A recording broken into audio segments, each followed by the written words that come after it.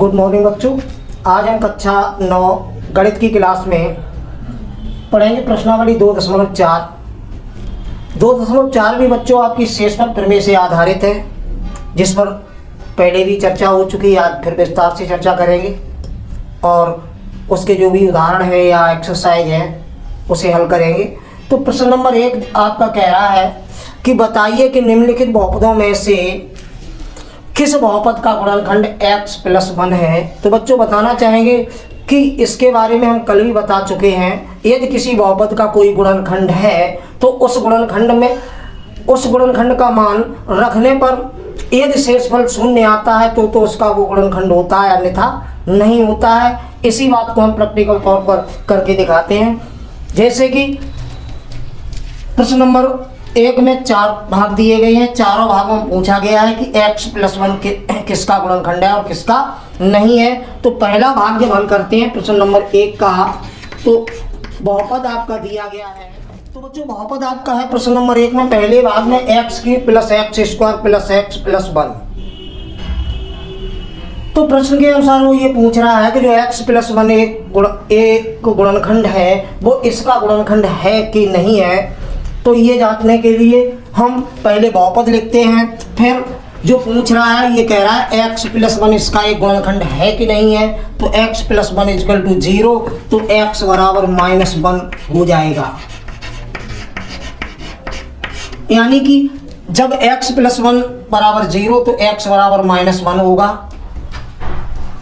x की जगह -1 रख देंगे बच्चों, तो ये हो जाएगा -1 का क्यूब प्लस -1 का स्क्वायर प्लस -1 और +1।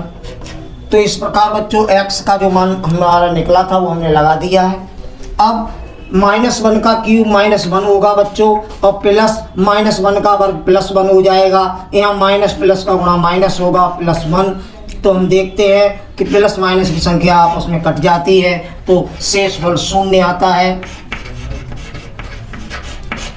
तो बच्चों इस प्रकार हमने देखा कि ये शेषफल शून्य आ गया, अतः स्पष्ट हो गया है कि ये इसका एक गुणनखंड है। ध्यान आपको ये रखना है, जो भी मान दिया गया है, जो भी गुणनखंड पूछा है वो रखने पर यदि बहुपद में शेषफल का मान जो है शून्य आता है तो गुणनखंड है, अन्यथा नहीं है। अतः हम बच्चों लिख सकते हैं, क्योंकि हमारा शेषफल जो है शून्य आया है, हम लिख सकते हैं अतः x+1 दिए हुए बहुपद का एक गुणनखंड है। ठीक इसी प्रकार हम इसका सेकंड भाग हल करेंगे और हम देखेंगे कि यदि x+1 इसका गुणनखंड है तो x = -1 रखने पर यदि शेषफल शून्य आता है तो गुणनखंड होगा, अन्यथा नहीं होगा। तो आइए हम देखते हैं सेकंड भाग को। तो बच्चों प्रश्न नंबर 1 का जो सेकंड भाग है उसमें बहुपद दे रहा है x⁴ + x³ + x² + x+1। इसमें भी हमें ये देखना है कि x+1 इसका एक गुणनखंड है कि नहीं। तो इसके लिए हम वही प्रक्रिया करेंगे जो हमने इसके पहले भाग में की थी। तो हमें ये ज्ञात करना है कि x+1 इस बहुपद का गुणनखंड है कि नहीं।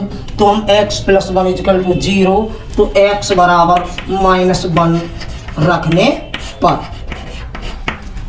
तो हम x की जगह बच्चों -1 लगा देंगे। तो -1 की घात 4 प्लस -1 का क्यूब और प्लस -1 का स्क्वायर प्लस -1 और +1।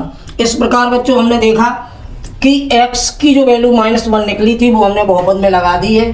अब हम इसे हल करते हैं। तो इस प्रकार बच्चों हमने x = -1 लगा दिया है। अब इसे हम हल करेंगे। तो बच्चों ये ध्यान रखना, अगर कोई संख्या ऋणात्मक है, अगर उसकी घात सम है तो मान प्लस में आएगा, और अगर घात विषम है तो मान ऋणात्मक आएगा, नेगेटिव आएगा।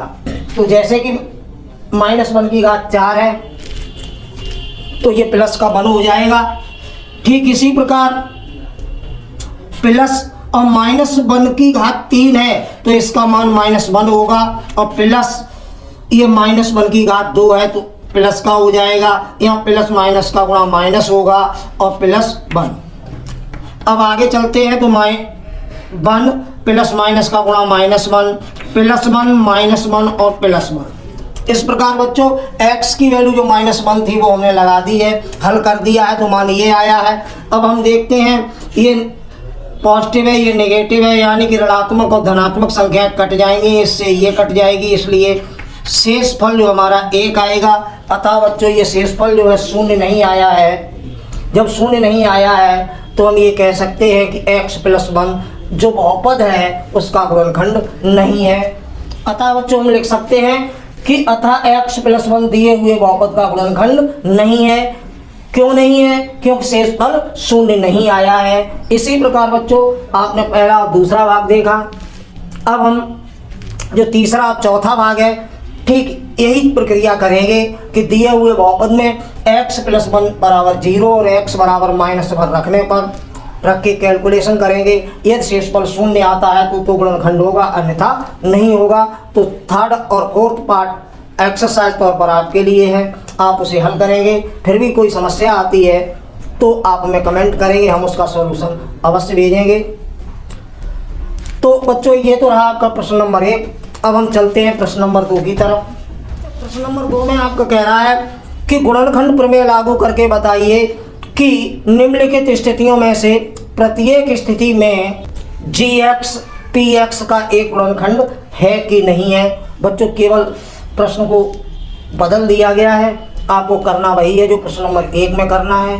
कह रहा है कि बताइए निम्नलिखित स्थितियों में gx px का गुणनखंड है कि नहीं है। तो ये सिद्ध करने के लिए हमें शेषफल प्रमेय का प्रयोग करना पड़ेगा और दिए हुए बहुपद में दिए हुए गुणनखंड का मान रखने पर यदि शेषफल शून्य आता है तो वह गुणनखंड होगा, अन्यथा नहीं होगा। तो हम देखते हैं प्रश्न नंबर 2 का पहला खंड। तो बच्चों जैसा कि प्रश्न में पूछा गया है कि गुणनखंड प्रमेय लागू करके बताइए कि निम्नलिखित स्थितियों में gx px का गुणनखंड है कि नहीं है। तो बच्चों प्रश्न नंबर 2 का पहला पार्ट आपका दे रहा है px = 2x³ + x² - 2x - 1 और gx बराबर दे रहा है x + 1। प्रश्न में कह रहा है कि ये बताइए कि gx px का गुणनखंड है कि नहीं। तो इसके लिए देखिए हम कैसे हल करेंगे। जब ये कह रहा है कि gx को पूछ रहा है px का गुणनखंड है कि नहीं, तो gx की जगह हम 0 लगा देंगे बराबर x + 1। तो यहाँ से x = -1 निकल आएगा, वो हम px में रख देंगे, यानी कि x = -1 रखने पर तो हम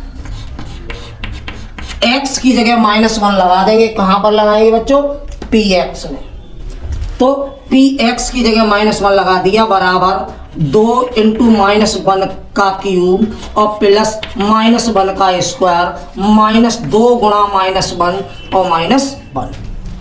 तो बच्चों हमने देखा इस प्रकार यहाँ 2 × -1 का क्यूब -1 होगा और प्लस -1 का स्क्वायर 1 हो जाएगा और माइनस माइनस ये प्लस हो जाएगा बच्चों और -1। आगे हमने हल किया तो प्लस माइनस का गुणा माइनस होगा, 2 × 1 = 2 +1 +2 और -1। इस प्रकार हमने देखा बच्चों कि ये प्लस की 1 ये माइनस की 1 कट जाएंगी। इसी प्रकार माइनस का 2 और प्लस का 2 बच्चों विपरीत चिन्ह पर संख्याएं कट जाती हैं। तो इस प्रकार हमने देखा ये जो इसका शेषफल था वो शून्य आया है। अतः हम लिख सकते हैं, तो देख सकते हैं कि हमारा शेषफल शून्य आया है। हम ये लिख सकते हैं अतः gx, px का एक गुणनखंड है, क्योंकि शेषफल हमारा शून्य आया है। अगर शून्य नहीं आएगा तो हम लिख सकते हैं कि इसका एक गुणनखंड नहीं है। इस प्रश्न में gx का मान लगाने पर शेषफल शून्य आया है, अतः ये इसका एक गुणनखंड होगा। तो बच्चों बात करते हैं प्रश्न नंबर 2 में दूसरे खंड की, जिसमें px बराबर दे रहा है x³ + 3x² + 3x + 1 और gx बराबर दे रहा है x + 2। बच्चों करना इसमें भी कुछ नहीं है, केवल वही करना है जो इससे पहले वाले प्रश्न में किया था। तो हम gx बराबर 0 लगाते हैं gx की जगह और बराबर x + 2। तो यहाँ से x बराबर -2 आ जाएगा। उसे रखने पर x बराबर -2 px में रखेंगे तो बच्चों p -2 का मान आएगा आपका x की जगह -2 लिखते जाएंगे।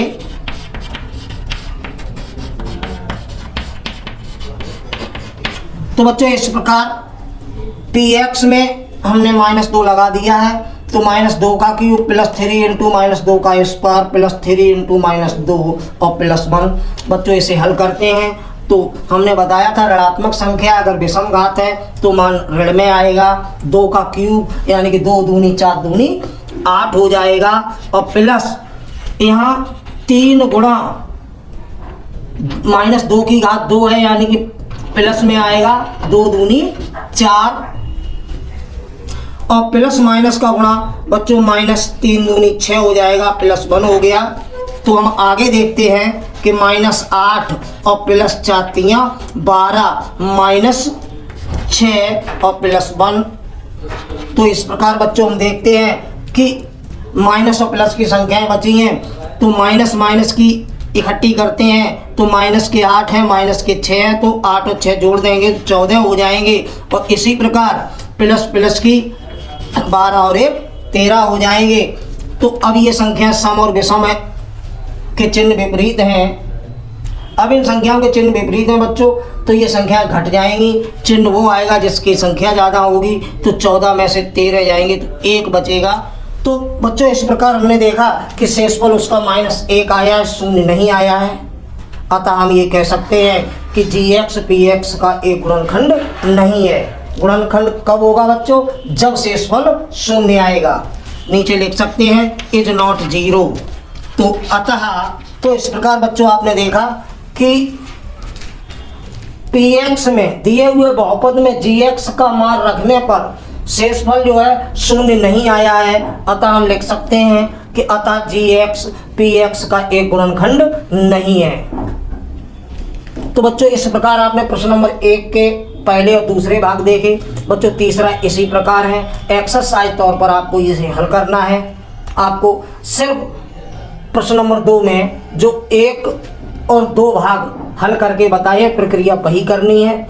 gx का मान px में रखना है, और रखने के बाद यदि उसका शेषफल 0 आता है तो गुणनखंड होगा, और 0 नहीं आता है तो गुणनखंड नहीं है। तो आप एक्सरसाइज तौर पर प्रश्न नंबर 2 का तीसरा भाग हल करेंगे। यदि कोई समस्या आती है तो हमें कमेंट करेंगे, हम उसका सॉल्यूशन आपको अवश्य उपलब्ध कराएंगे। तो बच्चों अब बात करते हैं प्रश्न नंबर 3 की। प्रश्न नंबर 3 जो आपका कह रहा है वो प्रश्न नंबर 3 आपका है k का मान ज्ञात कीजिए जबकि निम्नलिखित स्थितियों में प्रत्येक स्थिति में x - 1 px का एक गुणनखंड है। तो बच्चों यहाँ उसने क्लियर कर दिया है कि x - 1 इसका एक गुणनखंड है।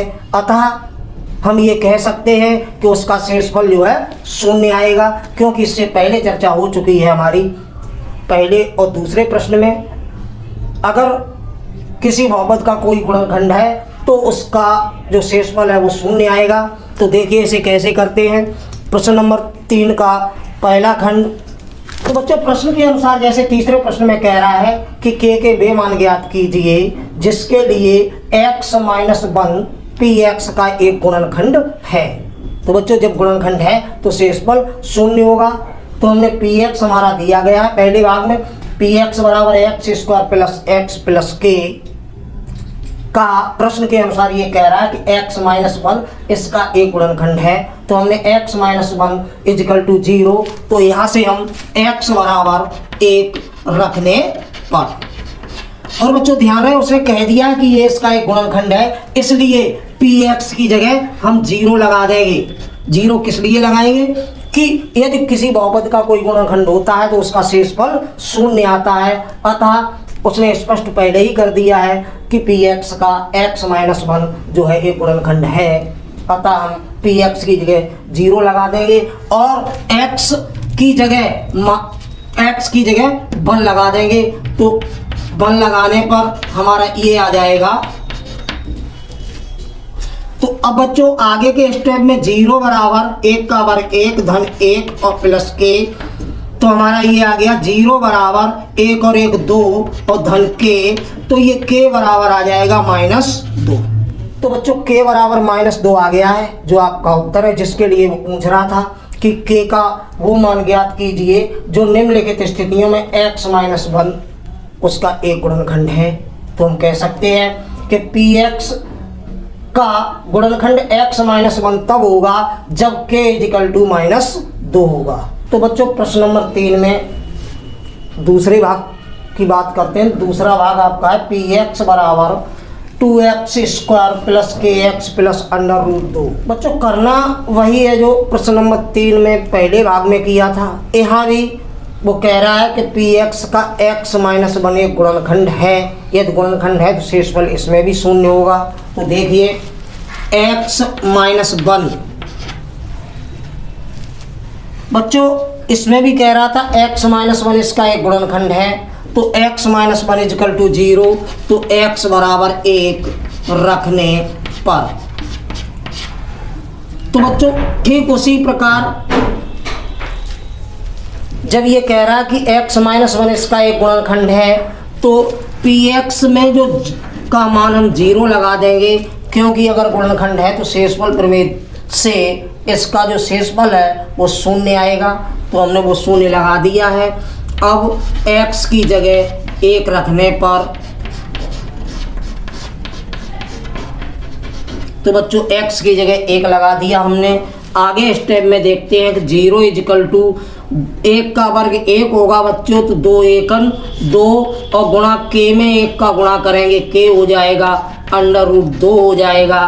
तो हम देखते हैं कि यहाँ से k इजिकल टू -2 और माइनस अंडर रूट 2 मान आ रहा है। बच्चों चाहो तो यहाँ यहीं छोड़ सकते हो आप, नहीं तो आगे एक स्टेप और ले जाएंगे, माइनस चिन्ह को कॉमन ले लेंगे तो 2 धन अंडर रूट 2 हो जाएगा। बच्चों माइनस का चिन्ह जब कॉमन लेते हैं तो आगे वाला चिन्ह परिवर्तन हो जाता है। तो इस प्रकार बच्चों प्रश्न नंबर 3 में दूसरे भाग में k का मान जो आपका आ गया है वो -2 प्लस अंडर रूट 2 होगा। बच्चों आपने प्रश्न नंबर 3 में पहले और दूसरे भाग देखे, उसमें कंडीशंस पहले ही बता दी गई है कि px का जो गुणनखंड है x माइनस 1 है।